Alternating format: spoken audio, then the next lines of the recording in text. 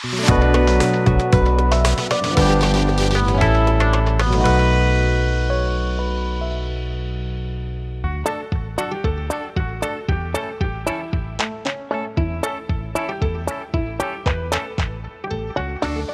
Everyone, welcome to Fathom academy.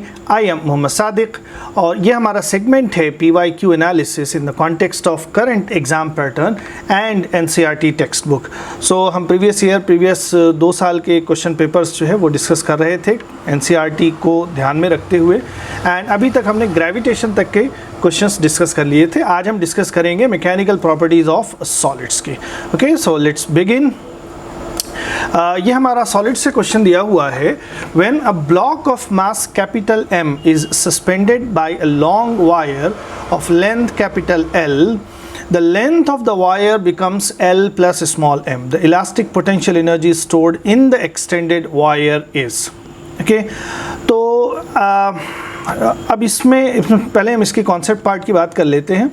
तो हमें क्या दिया हुआ है कि किस तरह से रॉड है, सॉरी क्या है, एक वायर है कि ये मेटेलिक वायर है और इसकी ओरिजिनल लेंथ जो है वो L है, और इसके साथ हम एक मास कनेक्ट कर रहे हैं, वेट कनेक्ट कर रहे हैं, सस्पेंड कर रहे हैं, तो उसकी वजह से इसकी लेंथ जो है वो एक्सटेंड हो जा रही है। सो से इसकी लेंथ जो है वो एक्सटेंड हो गई है और यहाँ पर ये हमारा मास कनेक्टेड है। Okay, this is mass capital M। ये एक्सटेंड कितनी हुई है? स्मॉल l एक्सटेंड हुई है, जिसकी वजह से टोटल लेंथ जो है वो L प्लस स्मॉल l हो गई है। अब इसमें पूछ रहे हैं कितनी इलास्टिक पोटेंशियल एनर्जी स्टोर हो रही है।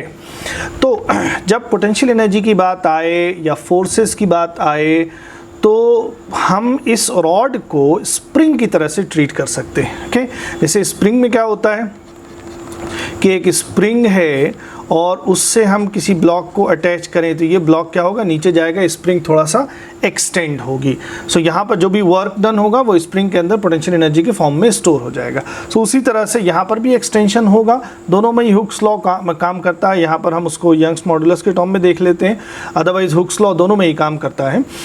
ओके, सो हम जैसे स्प्रिंग है, अगर स्प्रिंग x डिस्टेंस स्ट्रेच हो रही है, स्प्रिंग में अगर एक्सटेंशन x है तो उसके अंदर जो पोटेंशियल एनर्जी स्टोर होती है that is given by half kx², ये होती है पोटेंशियल एनर्जी।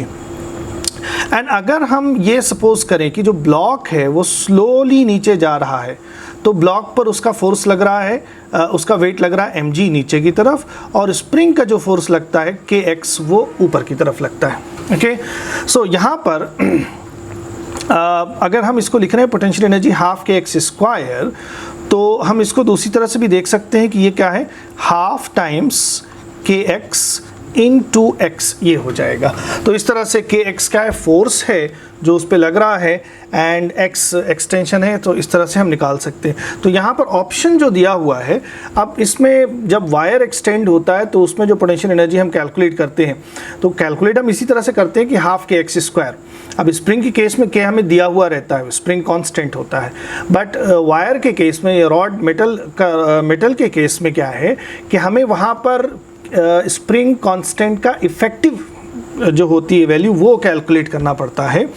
तो उनके टर्म्स में, यंग्स मॉडुलस के टर्म में इसके एनर्जी का कुछ फॉर्मूला आएगा। ठीक है, इसमें तीन चीज़ें हो गई हैं। एक तो इसकी एनर्जी क्या होगी, वायर एक्सटेंड हो रहा है, तो दूसरी एक चीज़ होती है इसमें जो एनर्जी स्टोर हो रही है उसकी डेंसिटी क्या है, energy per unit volume, that is equal to half stress into strain होता है। तीसरा एक तरीका ये है जिससे हम ये कैलकुलेट करने जा रहे हैं।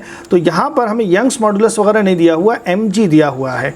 ओके, सो इसका मतलब हमें एनर्जी कैलकुलेट करनी है in terms of energy.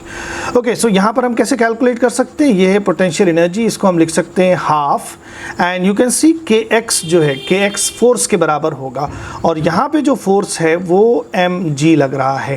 Okay, जो कांस्टेंट फोर्स लग रहा ब्लॉक पर वो mg है, एंड जो ब्लॉक है वो कितना नीचे जा रहा है, स्मॉल l नीचे जा रहा है, या जो वायर है उसमें एक्सटेंशन कितना हो रहा है, स्मॉल l एक्सटेंशन हो रहा है। तो यहाँ पर जो पोटेंशियल एनर्जी स्टोर हो रही है that is nothing but mgl 1/2 ये हो जाएगा। ठीक है, तो इसमें आप थोड़ा सा ध्यान रखिएगा कि हमें ऑप्शन के हिसाब से हमें किसके टर्म में आंसर लेकर आना है, उसके हिसाब से हम पोटेंशियल एनर्जी कैलकुलेट करते हैं। कैलकुलेशन का तरीका वही है जैसे स्प्रिंग में पोटेंशियल एनर्जी कैलकुलेट की जाएगी, बट यहाँ पर एक्सप्रेशन डिफरेंट हो सकते हैं। यंग्स मॉडुलस के टर्म में भी लिख सकते हैं पोटेंशियल एनर्जी, या फिर जो फोर्स लग रहा है mg है या जो भी दूसरा फोर्स है उसके टर्म में भी लिख सकते हैं। और एक और चीज़ यहाँ पर इंपॉर्टेंट होती है, that is energy density which is equal to half stress into strain, इस तरह से होती है। ओके, अब हम बात करें कि ये तो इसका कॉन्सेप्ट पार्ट है, उसका सोल्यूशन भी हो गया, सो कोई बहुत मुश्किल नहीं था ये। लेकिन अगर इसके हम बात करें कि एनसीईआरटी में ये क्वेश्चन जो है या ये डिस्कशन कहाँ दिया हुआ है, तो एज सच कोई एग्जैक्ट क्वेश्चन इस तरह का नहीं दिया हुआ है।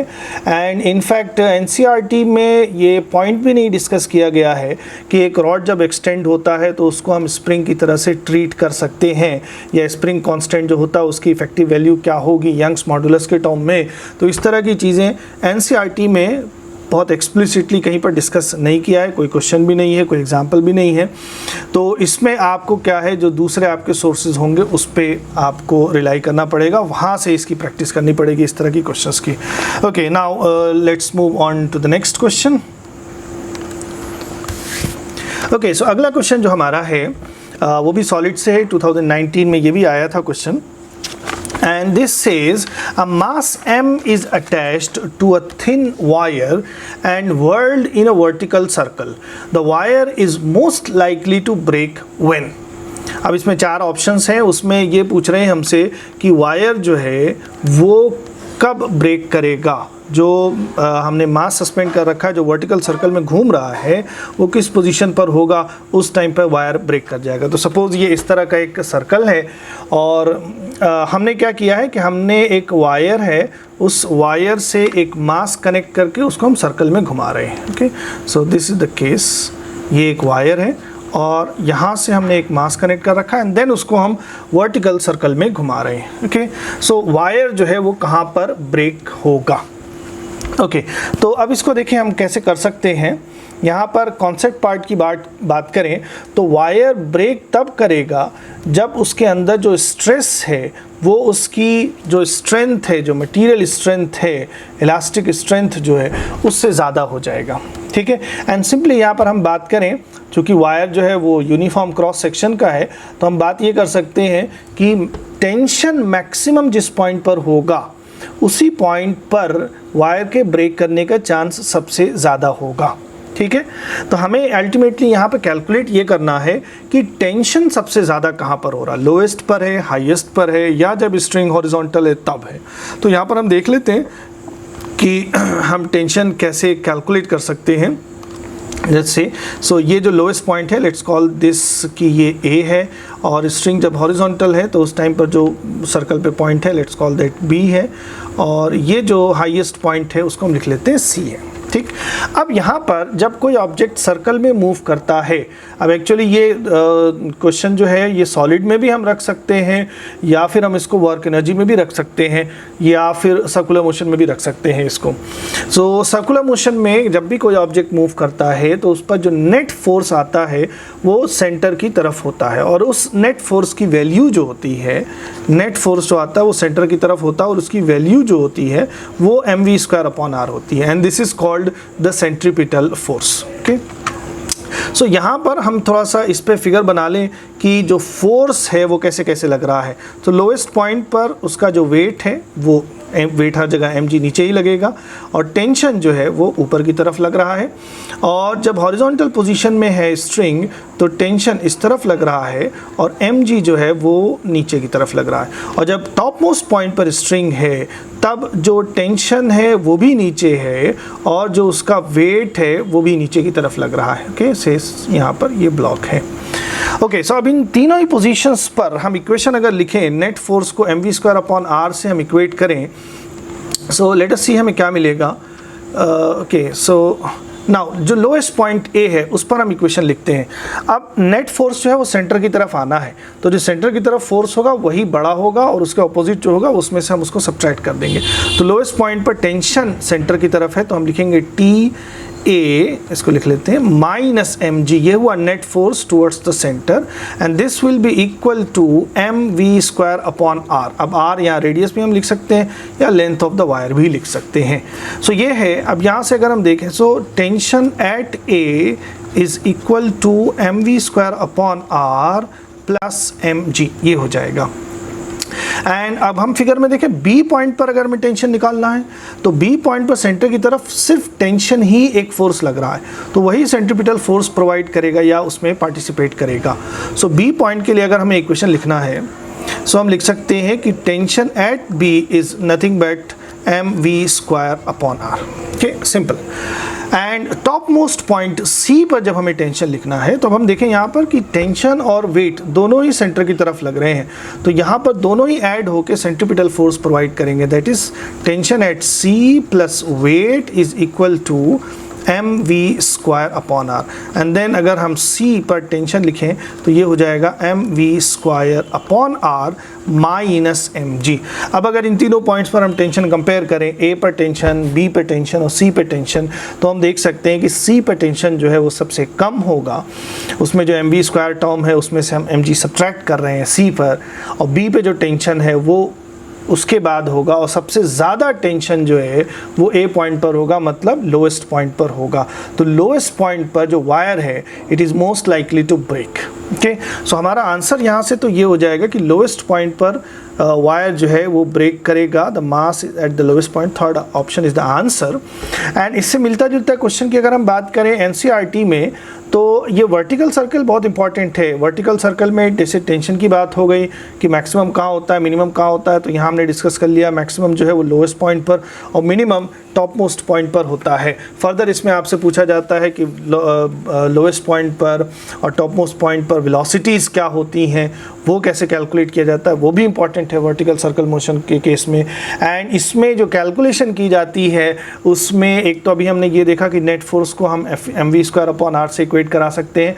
दूसरा इसमें एक बहुत इंपॉर्टेंट पॉइंट यूज़ होता है, that is conservation of mechanical energy. Potential and kinetic का कंजर्वेशन जो होगा उससे भी बहुत सारी प्रॉब्लम सॉल्व हो जाती हैं। तो अगर हम इससे मिलता एग्जैक्ट इस तरह का क्वेश्चन तो नहीं है जैसा यहाँ पे पूछा है, बट ये कोई ऐसा क्वेश्चन नहीं है कि एनसीईआरटी के क्वेश्चंस करने के बाद इसका हम आंसर नहीं दे सकते। बहुत बेसिक कंसेप्चुअल क्वेश्चन है। एनसीईआरटी भी अगर आप करेंगे तब भी आपको ये आइडिया हो जाएगा कि टेंशन कहाँ पे मैक्सिमम मिनिमम होना है। सो मिलते जुलते क्वेश्चन की अगर हम बात करें तो एक्सरसाइज में 11th क्वेश्चन दिया हुआ है, और इसमें जो है वर्टिकल सर्कल में इसी तरह से मास है उसको हम रिवॉल्व करा रहे हैं, एंड हमें इलॉन्गेशन कैलकुलेट करना है। सो दिस इज़ जो क्वेश्चन हमसे यहाँ पे पूछा गया है वो काफ़ी बेसिक है, और ये थोड़ा उससे इसका लेवल थोड़ा सा ज़्यादा है। तो इस क्वेश्चन की आप एक बार प्रैक्टिस कर लीजिएगा तो आपको ये एक अच्छा ऐसा क्वेश्चन है जो आपको इसमें वर्क एनर्जी थ्योरम भी हम लगा सकते हैं, वर्टिकल सर्कुलर मोशन के भी कॉन्सेप्ट्स लगा सकते हैं, प्लस सॉलिड में जो यंग्स मॉड्यूलस या इलॉन्गेशन वगैरह है उसका भी कॉन्सेप्ट लगा सकते हैं। तो प्रैक्टिस के लिहाज से ये काफ़ी अच्छा क्वेश्चन है। कई सारे कॉन्सेप्ट्स आपको एक ही क्वेश्चन में प्रैक्टिस करने को मिल जाएंगे। So let's move on to our next question. Okay, so अगला क्वेश्चन ये भी सॉलिड से ही है, और ये 2020 में आया हुआ क्वेश्चन है। इसमें क्या कह रहे हैं कि a wire of length capital L, area of cross section capital A is hanging from a fixed support. The length of the wire changes to L1 when mass capital M is suspended from its free end. The expression for Young's modulus is. तो इसमें भी एक wire है, wire से हम एक मास suspend कर रहे हैं इस तरह से, और मास सस्पेंड करने की वजह से जो वायर की लेंथ है वो L1 से इसमें इतना एक्सटेंशन हो रहा है। तो इनिशियली जो लेंथ थी वो L थी, एंड बाद में टोटल लेंथ यहाँ पर दी हुई है। अब इसमें ध्यान देंगे हम कि ये टोटल लेंथ है, ये एक्सटेंशन दिया हुआ क्या दिया हुआ, उसमें गलती नहीं होनी चाहिए। Okay, so finally total length L1 है, सो एक्सटेंशन यहाँ पे क्या हो जाएगा, L1 माइनस L हो जाएगा। ओके, सो हमसे यहाँ पे पूछ रहे हैं कि यंग्स मॉडुलस क्या होगा। ओके, सो अब Young's modulus of elasticity Hooke's law से अगर हम करें, सो जो मॉडुलस ऑफ इलास्टिसिटी होता है वो उस सिचुएशन में स्ट्रेस और स्ट्रेन का रेशियो होता है। तो यंग्स मॉडुलस क्या हो जाएगा, स्ट्रेस अपॉन स्ट्रेन हो जाएगा। Okay, so Young's modulus is simply stress क्या हो गया, F upon A। And strain क्या होता है, डेल्टा एल अपॉन एल ये हो जाएगा। ठीक, अब यहाँ पे जो फोर्स लग रहा है वो इस जो ब्लॉक हमने अटैच किया उसका वेट हो जाएगा। So we will write mg and l जो है वो ओरिजिनल लेंथ है, सो इसको लिख लेंगे capital L। And then cross sectional area A question में दिया हुआ है, एक्सटेंशन जो यहाँ पर है वो क्या है, L1 माइनस L है। सो दिस इज़ वेरी सिंपल, बहुत स्ट्रेट फॉरवर्ड है। यंग्स मॉडुलस का उसका एक्सप्रेशन हमें मालूम है, या यंग्स मॉडुलस कैसे डिफाइन किया जाता है, तो वहाँ से आप इजीली इसको लिख सकते थे। एंड एनसीईआरटी में हम बात करें तो आप यहाँ पर उसमें एक सेक्शन दिया हुआ है, determination of Young's modulus of the material of a wire. इस सेक्शन को आप यहाँ पे पढ़ सकते हैं। इसमें ये दिखाया है कि किसी भी वायर का यंग्स मॉडुलस कैसे कैलकुलेट किया जाता है एक्सपेरिमेंटली। तो उसमें यही मेथड अपनाया जाता है कि हम एक मास सस्पेंड करते हैं एंड देन उसमें एक्सटेंशन कितना होता है उसको मेजर करके हम फिर यंग्स मॉडुलस कैलकुलेट कर सकते हैं। Okay, so this is very straightforward from the basic concept.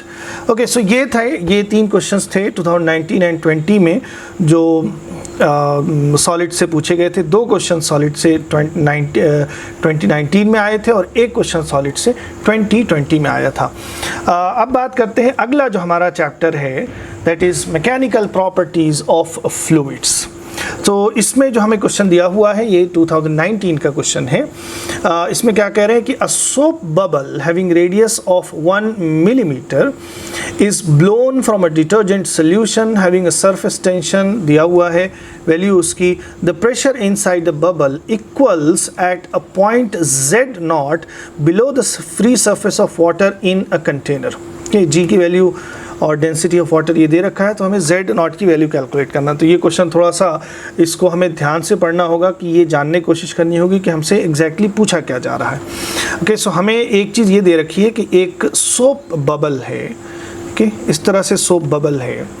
अब इस सोप बबल के अंदर जो प्रेशर है वो उतना ही है जो वाटर के अंदर, जैसे ये वाटर है, सो वाटर में अगर हम नीचे जाते हैं तो प्रेशर बढ़ता है। वाटर के फ्री सरफेस पे जो प्रेशर है वो एटमॉस्फेरिक प्रेशर है, एंड नीचे जाएंगे तो प्रेशर बढ़ेगा। तो हमें यहाँ पर Z0 डेप्थ नीचे जाना है, तो Z0 डेप्थ पर जो प्रेशर है एग्जैक्टली वही प्रेशर सोप बबल के अंदर है। तो हमें यहाँ पर Z0 और Z0 पे प्रेशर और प्रेशर इनसाइड द बबल इसको इक्वेट करा देना है। ओके, सो ये है क्वेश्चन। एंड हमसे यहाँ पे वैल्यू किस चीज़ की पूछ रहा है, Z की वैल्यू पूछ रहा है। तो अब इसमें 2 चीज़ें यहाँ पर हमें मालूम होनी चाहिए कि एक सोप बबल के अंदर जो प्रेशर होता है वो कितना होता है, फर्दर किसी लिक्विड के अंदर जब हम किसी डेप्थ तक जाते हैं तो जो प्रेशर होता है वो कितना होता है। तो पहले हम यहाँ पे देख लेते हैं कि जो सोप बबल है उसके केस में सपोज अंदर प्रेशर है PI और बाहर जो प्रेशर है वो PO है। अगर कुछ नहीं दिया हुआ है सो एटमॉस्फेरिक प्रेशर हो जाएगा। सो सोप बबल के अंदर, अब ये इंपॉर्टेंट है, सोप बबल के अंदर जो एक्सेस प्रेशर होता है वो होता है 4T/R। ओके, T यहाँ पे सरफेस टेंशन है, R उसकी रेडियस, और यही अगर लिक्विड की ड्रॉप होती तो ये जो है ये 4T के बजाय 2T होता। सोप बबल के केस में 2 फ्री सरफेस बनता है, इसीलिए उसमें 4T आएगा और ड्रॉप के केस में 2T आएगा। सो 2T/R और सोप में 4T/R हो जाएगा। सो यहाँ से अगर हम अंदर का प्रेशर देखें तो ये हो जाएगा 4T/R plus pressure on the outside, that is atmospheric pressure. Further अगर हम Z डेप्थ पर हैं तो Z डेप्थ पर जो प्रेशर है वो कितना होगा। अब हमें अगली चीज़ ये मालूम होनी चाहिए कि जब हम किसी लिक्विड में नीचे डेप्थ में जाएंगे तो जो प्रेशर है वो कैसे वेरी करेगा। सो वी नो कि अंदर किसी भी पॉइंट पर, लेट अस से ये जो है इसको हम P लिख लेते हैं सिंपली। सो किसी डेप्थ H पर या Z पर जो प्रेशर होता है वो होता है फ्री सरफेस पर pressure plus ρGH। Okay, so अगर हम H हाइट नीचे जा रहे हैं तो ρGH प्रेशर फ्री सरफेस से बढ़ जाएगा। ओके, सो यहाँ पर ये तो हमारा एटमॉस्फेरिक प्रेशर हो गया प्लस ρG, अब हम H की जगह Z0 लिख लेंगे। एंड देन क्वेश्चन में हमसे यही कह रहा है कि ये प्रेशर और अंदर जो प्रेशर है PI ये दोनों इक्वल हैं। सो इनको हम इक्वेट करा दें। अंदर जो प्रेशर है वो हमने क्या निकाला, 4T/R plus P0 is equal to Z depth पर जो प्रेशर है that is again P0 plus ρGZ0, ये हो जाएगा। एंड यहाँ से दोनों तरफ से P0 कैंसिल हो गया एंड Z0 अगर हम देखें तो ये क्या आ जाएगा 4T/√G रो जी आर, ये आ जाएगा। ओके, सो यहाँ पर अब हम इसमें वैल्यूज़ पुट कर लेते हैं। वैल्यूज़ क्या है, 4 है। सरफेस टेंशन जो हमें दिया हुआ है that is 2.5 into 10⁻⁻²। So 2.5 into 10⁻⁻², ये है सरफेस टेंशन। एंड देन फिर उसके बाद डेंसिटी है। सो वाटर की डेंसिटी वी नो 10⁻³ होती है, स्टैंडर्ड वैल्यू है। जी की वैल्यू क्वेश्चन में भी कह रहा है 10 ही यूज़ करना है। और जो सोप बबल की रेडियस है that is 1 millimetre. So metre में इसको कन्वर्ट करें, ये हो जाएगा -3। ओके, सो अब यहाँ से अगर हम देखें तो ये जो वैल्यू आ रही है 2.5 इंटू 4 जो है वो 10 हो जाएगा, और 10 ऊपर नीचे से ये कैंसिल हो जाएगा, -3 + 3 से कैंसिल हो जाएगा डिनोमिनेटर में, तो ऊपर -2 बचेगा। दैट मीन्स -2 क्या, मीटर। सो इसको अगर हम सेंटीमीटर में देखें तो ये हो जाएगा 1 सेंटीमीटर।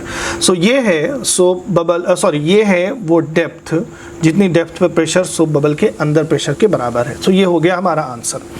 ओके, अब इस तरह का, अब ये तो कॉन्सेप्ट पार्ट और क्वेश्चन की बात हो गई। नाउ एनसीईआरटी की बात अगर हम करें तो एनसीईआरटी में ऐसा आपको इस तरह का बिल्कुल डायरेक्ट क्वेश्चन नहीं दिया हुआ है एग्जाम्पल में और एक्सरसाइज में भी, लेकिन of course excess pressure inside the bubble और किसी डेप्थ पर प्रेशर क्या होगा वो काफ़ी डिटेल में डिस्कस किया हुआ, उस पर अलग अलग भी क्वेश्चंस हैं। यहाँ पे दोनों क्वेश्चंस को, दोनों चीज़ों को कंबाइन कर दिया गया है। सो ये आपकी अगर प्रैक्टिस अच्छी है तो आप इसको कर सकते हैं, कोई इसमें कोई बहुत बड़ी चीज़ नहीं थी।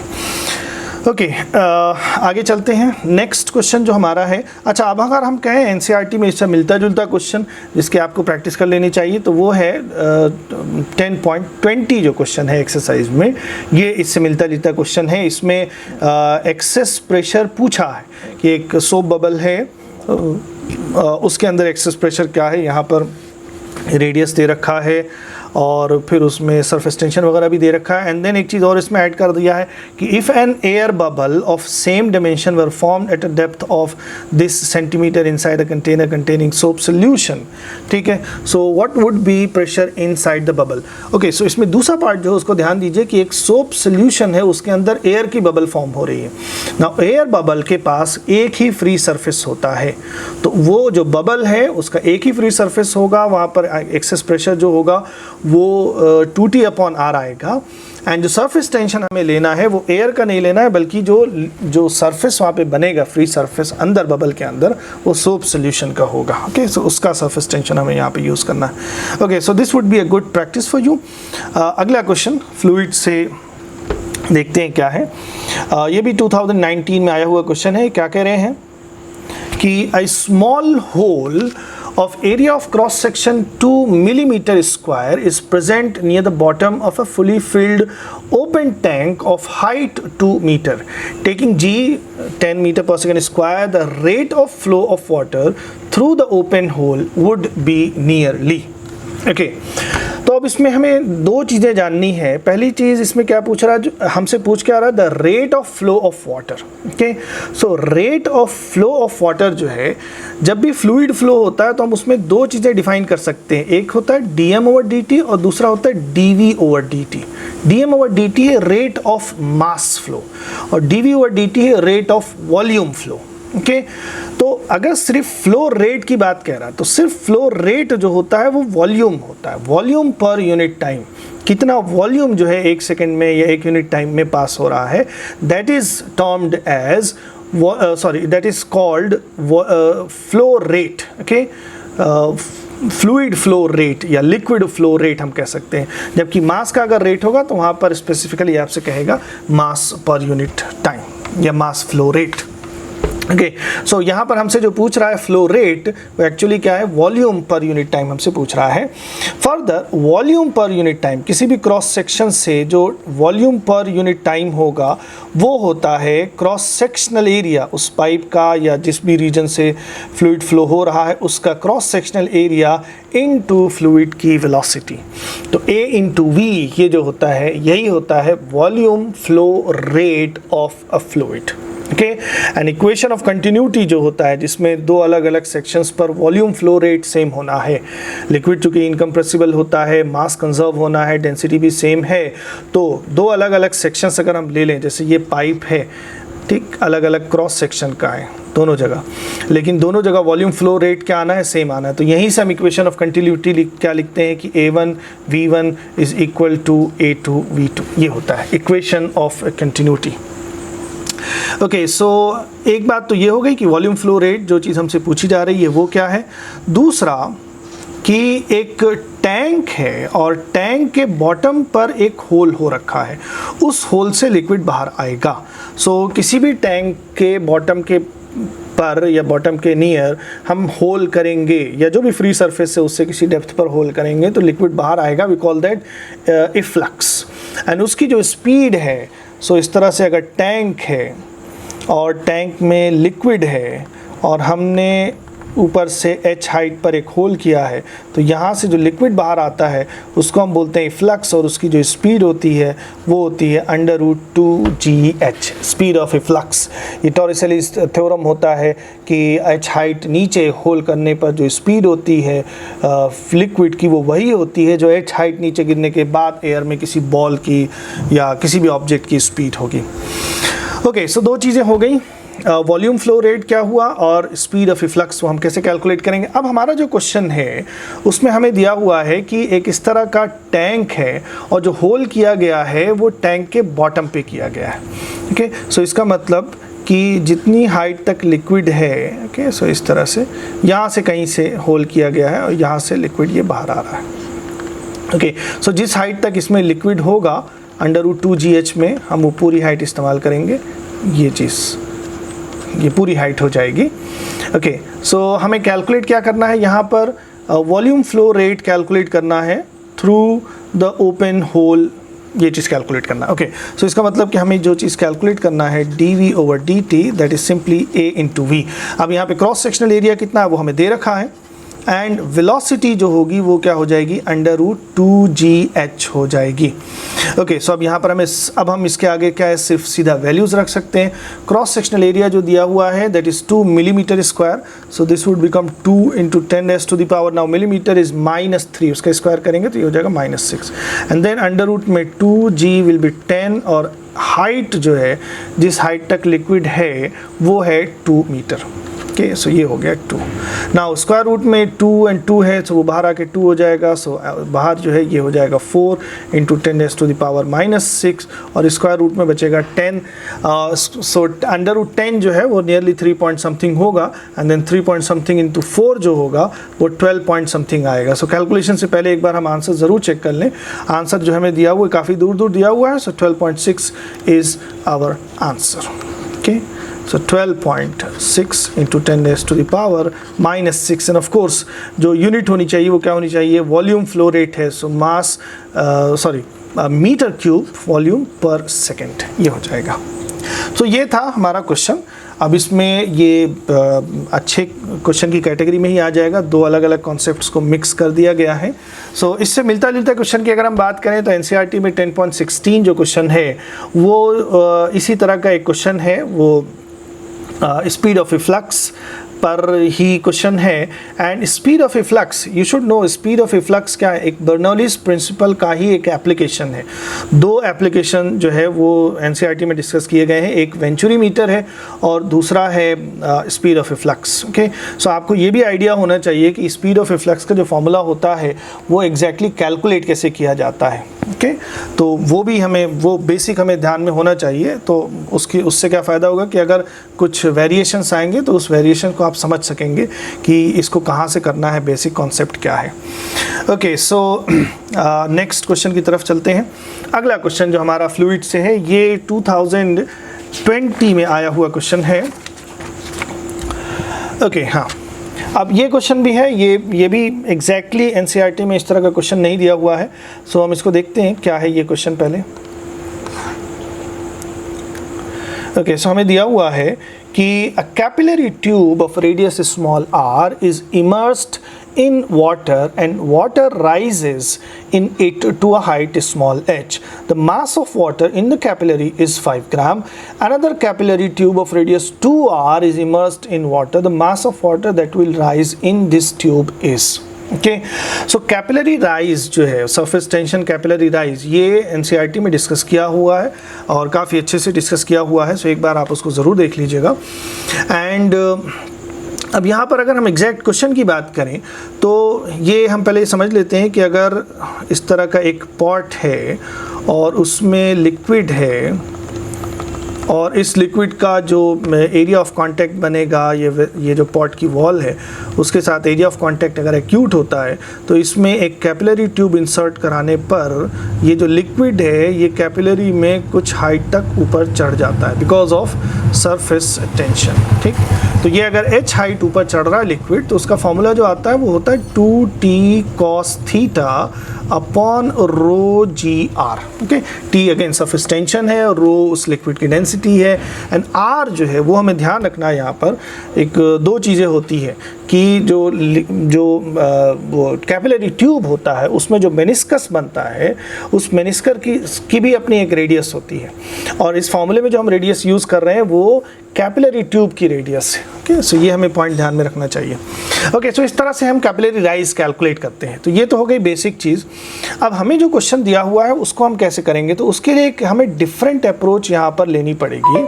तो ये जो कैपिलरी ट्यूब है इसको थोड़ा सा हम जूम करके इसकी पिक्चर बना रहे हैं। ये सपोज ये कैपिलरी ट्यूब है और इसमें ये लिक्विड है और लिक्विड का जो फ्री सरफेस होगा वो इस तरह का एक कर्वेचर फॉर्म करता है, वी कॉल दैट मेनिस्कस। तो ये है लिक्विड इस कैपिलरी ट्यूब में। ओके, सो अब यहाँ पर जो मेनिस्कस है, ये मेनिस्कस जो कैपिलरी ट्यूब के वॉल में के साथ कांटेक्ट में है वहाँ से सरफेस टेंशन की वजह से एक फोर्स लगता है।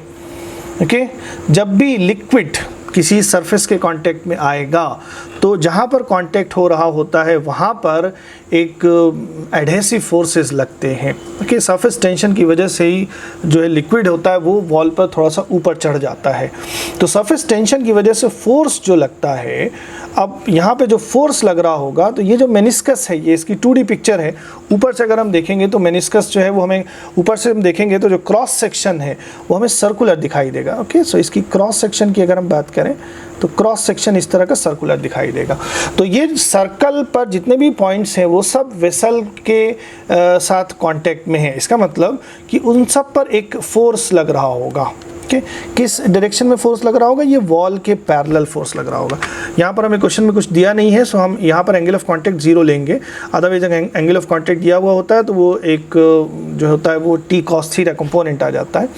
बट फिलहाल यहाँ पर हम ले लेते हैं। तो ये जो है ये जो क्रॉस सेक्शनल बाउंड्री बन रही है लिक्विड के फ्री सरफेस की, उसका हर पॉइंट कैपिलरी ट्यूब की वॉल के कांटेक्ट में है तो हर पॉइंट पे क्या लग रहा होगा, सरफेस टेंशन का फोर्स ऊपर की तरफ लग रहा होगा। यही सरफेस टेंशन की वजह से जो फोर्स होता है ये उस कैपिलरी ट्यूब में जो मास है उसके वेट को बैलेंस करता है। ओके, सो ये एक अप्रोच अलग होती है, इससे भी कैलकुलेशंस कई सारी की जाती हैं। इनफैक्ट इससे भी जो ऊपर ये फार्मूला हमने लिखा है ये फार्मूला यहाँ से भी इस वाली अप्रोच से भी हम कैलकुलेट कर सकते हैं। तो अब यहाँ पर हम देखें अगर तो इसका जो लिक्विड है उसका वेट mg हो जाएगा और ऊपर जो फोर्स लगेगा वो हो जाएगा फोर्स सरफेस टेंशन की वजह से हम क्या निकालते हैं, surface tension into total boundary length, जितनी बाउंड्री पर लिक्विड सॉलिड सरफेस के साथ कांटेक्ट में आ रहा है। तो यहाँ पे टोटल बाउंड्री लेंथ जो होगी वो हो जाएगी 2πr and this is equal to nothing but mg, ये हो जाएगा। सो अब यहाँ से अगर हम देखें सरफेस टेंशन कांस्टेंट है तो मास जो है वो रेडियस ऑफ द ट्यूब के डायरेक्टली प्रोपोर्शनल आ रहा है। तो सिंपली अगर हम रेडियस डबल कर देंगे तो उसमें जो लिक्विड राइज करेगा उसका मास जो होगा वो भी डबल होगा। ओके, हाइट में भी डिफरेंट लेकिन जो मास उसके अंदर राइज करेगा वो डबल हो जाएगा। तो इस वाली अप्रोच से अगर हम देखें तो आंसर बिल्कुल स्ट्रेट फॉरवर्ड हो जाता है कि 5 ग्राम पहले राइज कर रहा था, डबल रेडियस की अगर हम ट्यूब लेंगे तो कितना राइज करेगा मास, वो हो जाएगा 10 ग्राम, स्ट्रेट आंसर। ठीक, एक तो ये अप्रोच हो गई। अगर इसमें आपको डिफ़िकल्टी है तो फिर दूसरी अप्रोच भी हो सकती है। उसको हम कैसे कर सकते हैं कि इसमें जो mg है ठीक है। ये जो कैपिलरी ट्यूब में जो मास है उसको हम उसका वेट mg लिखेंगे। एंड मास कैसे लिखा जा सकता है, डेंसिटी इनटू वॉल्यूम। वॉल्यूम क्या हो जाएगा 4/3 पाई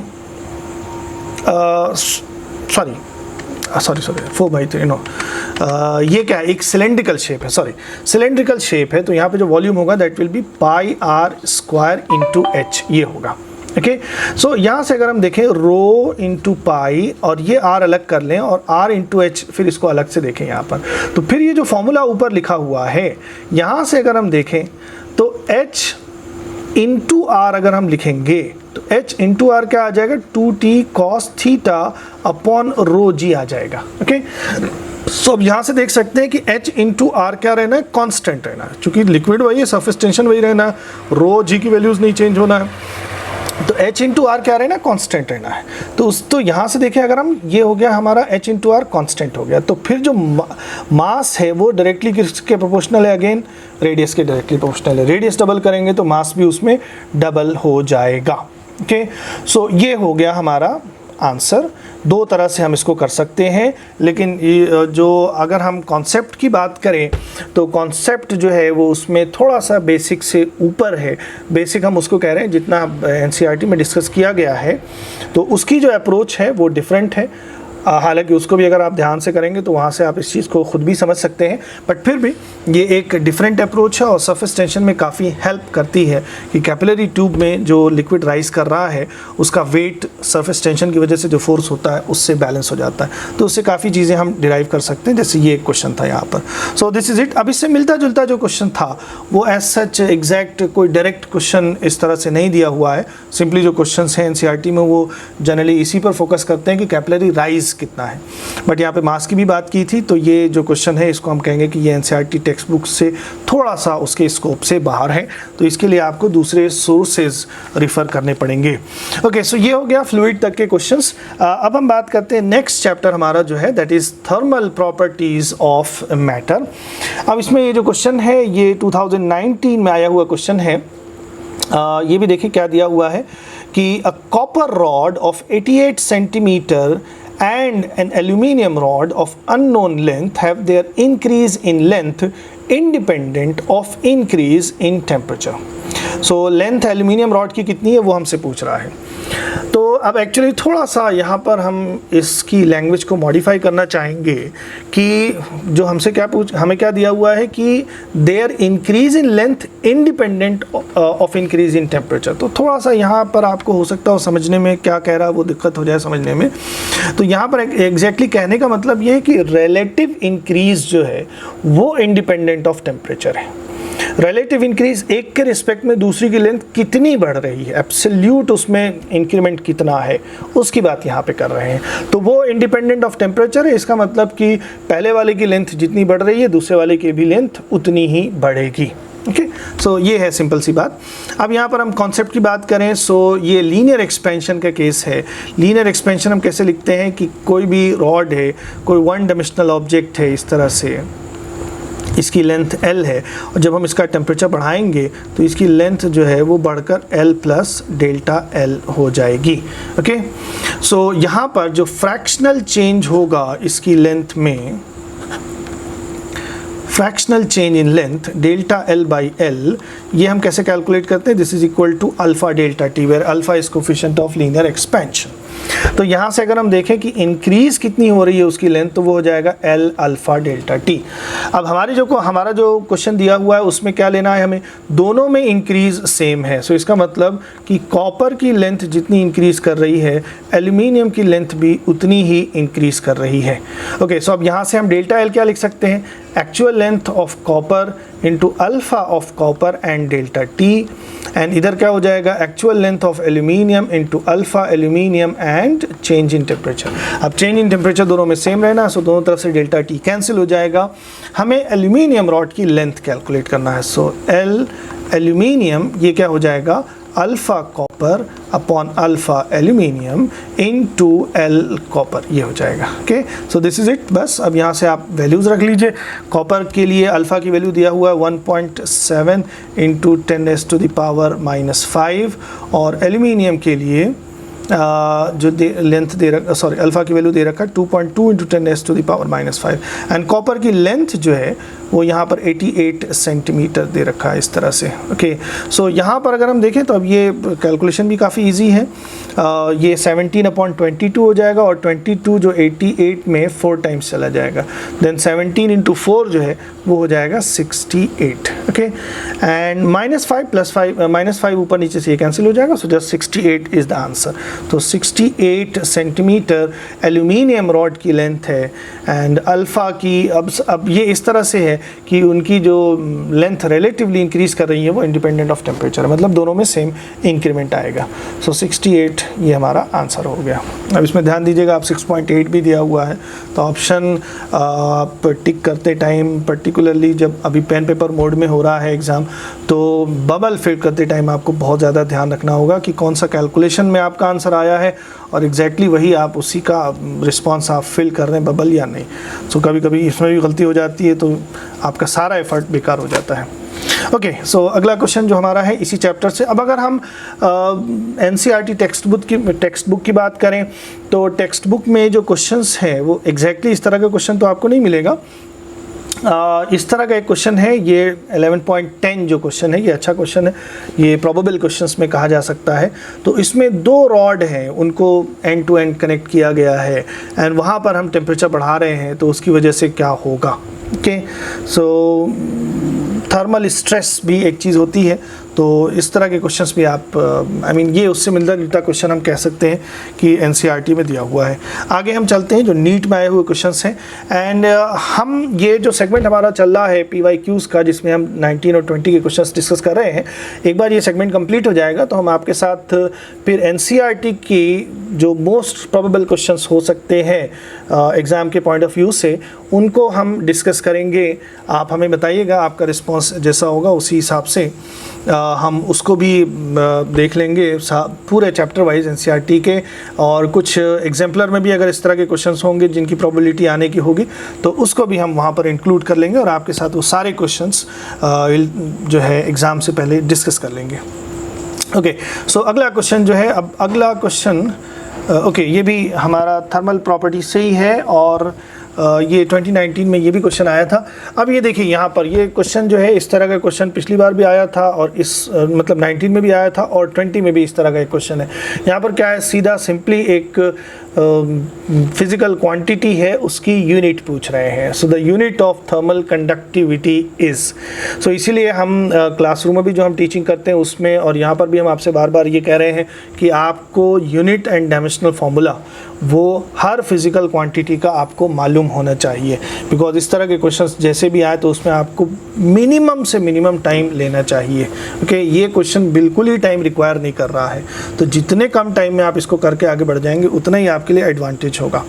सो थर्मल कंडक्टिविटी, अब हम थर्मल कंडक्टिविटी कहाँ कैलकुलेट करते हैं? हम हीट करंट में कैलकुलेट करते हैं, एक कंडक्शन के केस में कैलकुलेट करते हैं। मेटल्स हैं, कंडक्टर्स हैं, उसके थ्रू हीट एक रीजन से दूसरे रीजन में ट्रांसफ़र होती है, तो उसमें जो हीट करंट होती है, heat current means heat per unit time, तो वो जो होती है वो उसका एक्सप्रेशन होता है KA delta T upon L, ये होता है। अब यहाँ पर ये जो K है, this is nothing but thermal conductivity. Okay, so अगर हम K को लिखें तो ये हो जाएगा H into L upon A into delta T हो जाएगा। सो H हमने देखा ये क्या है, हीट पर यूनिट टाइम है, सो हीट जूल हो जाएगा, जूल पर सेकेंड ये जो होता है ये वाट होता है, तो H की जगह हो जाएगा वाट, और L जो है वो लेंथ है और नीचे A जो है वो एरिया है, मीटर स्क्वायर। सो मीटर अपॉन मीटर स्क्वायर में फिर हमारे पास नीचे मीटर में डिनोमिनेटर में मीटर बचेगा, सो मीटर इन्वर्स हो गया,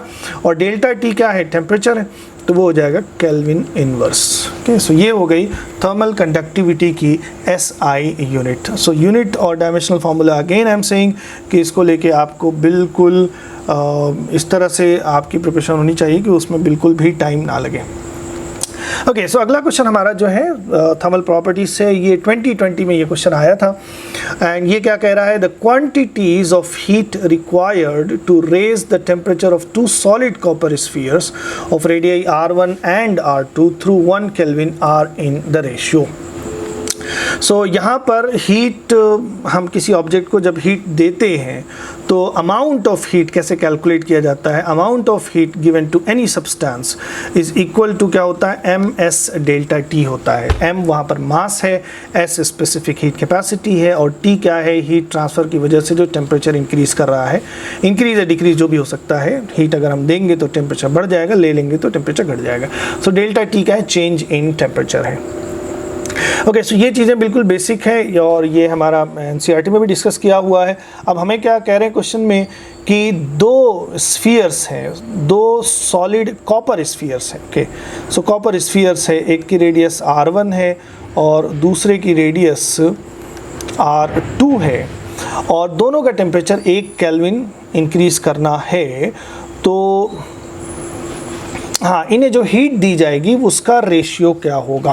ओके, सो जो पहला स्फीयर है उसको सपोज हम हीट दे रहे हैं, उसको हम लिखेंगे Q1, ये हो जाएगा क्या, M1S डेल्टा टी, और दूसरे को जो हम हीट देंगे वो हो जाएगा Q2 and that will B M2S delta T. अब चूंकि दोनों ही कॉपर के, तो स्पेसिफिक हीट कैपेसिटी दोनों के लिए सेम हो जाएगी S, और डेल्टा टी भी दोनों के लिए सेम है, टेम्परेचर चेंज। सो इसका मतलब कि Q1 अपॉन Q2 अगर हम लिखेंगे तो ये हो जाएगा M1 अपॉन M2। सो मास के रेशियो में हीट हमें देनी पड़ेगी। अब यहाँ पर हमें रेडियस का रेशियो दिया हुआ है, R1 R2 दिया हुआ है, तो अब इस हम मास को कैसे कन्वर्ट कर सकते हैं, we can write density into volume. Now again दोनों कॉपर के हैं तो डेंसिटी भी दोनों की सेम हो जाएगी, एंड वॉल्यूम हम कैसे लिख सकते हैं, 4/3 पाई R1 क्यूब ये हो जाएगा, divided by again rho and then 4/3 pi R2 cube ये हो जाएगा। So you can see the density of 4/3 pi, ये सब कैंसिल हो जाएगा। सो ये आ जाएगा finally R1 upon R2 whole cube हो गया, ठीक। एंड हमें क्वेश्चन में R1 R2 के बीच में क्या रिलेशन दिया हुआ है, R1 is equal to 1.5 R2 है। सो R1 अपॉन R2 इसका मतलब क्या है, 1.5 एंड देन उसका पावर 3 हमें करना है। ओके, सो 1.5 को हम फ्रैक्शन में क्या लिख सकते हैं, 3/2 लिख सकते हैं, एंड 3 का क्यूब क्या हो जाएगा, 27, एंड दिस इज 27, एंड 2 का क्यूब जो होगा वो 8 हो जाएगा। So the ratio of heat supplied to the copper spheres is 28/7। So 28/7 ये हमारा आंसर हो गया। तो ये था थर्मल प्रॉपर्टीज़ से क्वेश्चन 2020 में जो आया हुआ था। अब इसमें भी एनसीईआरटी की हम बात करें तो एग्जैक्ट इस तरह का क्वेश्चन तो नहीं दिया हुआ है, बट एनसीईआरटी में जो क्वेश्चन दिया हुआ है जो बेसिक चीज़ें उसमें दी हुई है, तो वो बेसिक कॉन्सेप्ट यहाँ लगा लेंगे तो आप हो जाएगा। इसमें एज सच कोई ऐसी चीज़ नहीं थी जो बहुत ज़्यादा वहाँ से वेरी कर रही थी। ओके, सो इसमें Q is equal to MS delta T, ये तो आपको मालूम होना चाहिए, एंड देन फिर हम मास को रेडियस में कैसे कन्वर्ट कर सकते हैं, यही यहाँ पर कैलकुलेशन थी। Okay, so this is it. ये थर्मल प्रॉपर्टीज़ ऑफ मैटर तक के क्वेश्चंस हो गए 19 और 20 के। एंड नेक्स्ट अब हमें जो है वो थर्मोडायनेमिक्स, KTG, SHM और वेव्स डिस्कस करना है। एक चीज़ और हम यहाँ पर देख सकते हैं कि सॉलिड, फ्लूइड और थर्मल प्रॉपर्टीज से क्वेश्चंस एग्जैक्टली बहुत ज़्यादा एनसीईआरटी से नहीं आए हुए हैं, जबकि मैकेनिक्स में हमने देखा था कि क्वेश्चंस बहुत सारे क्वेश्चंस थे जो एग्जैक्टली मैकेनिक्स से आए थे। तो 19 में भी और 20 में भी एग्जैक्ट क्वेश्चंस हमें एनसीईआरटी से नहीं मिल रहे हैं, तो उसका आपको थोड़ा ध्यान रखना होगा कि हम जो इन तीनों चैप्टर्स के जो क्वेश्चंस हैं वो दूसरे सोर्सेज जो हैं उनसे भी वहाँ से भी रिफ़र करें, वहाँ से भी प्रैक्टिस करें। Okay, so this is it. And इसमें जो भी आपको सजेशंस देना हो, डाउट्स वगैरह हो, आप हमसे पूछ सकते हैं। See you next time. Thank you.